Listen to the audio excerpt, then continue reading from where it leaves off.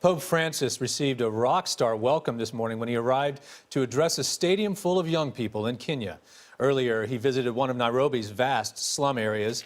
Today, he's heading to Uganda. Sunday, he'll travel to the war-ravaged Central African Republic. Alan Pizzey is traveling with Francis in Nairobi.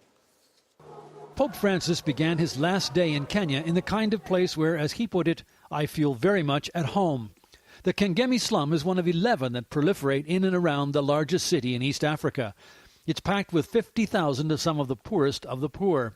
But Francis extolled what he called the wisdom that is born of stubborn resistance in such places.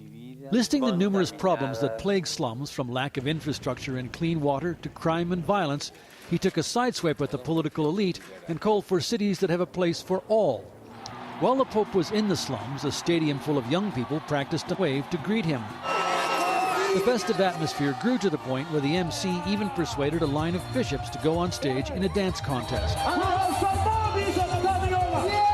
They were eventually joined by Kenyan President Uhuru Kenyatta and his wife.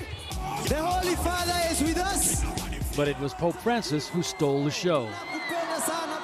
A series of prepared questions from a young woman addressed tribalism, radicalization, and the issue that seemed to concern them most, corruption. Francis told them there was even corruption in the Vatican. Speaking in Spanish, which was translated, he told them, corrupt people do not live in peace. The message went down well.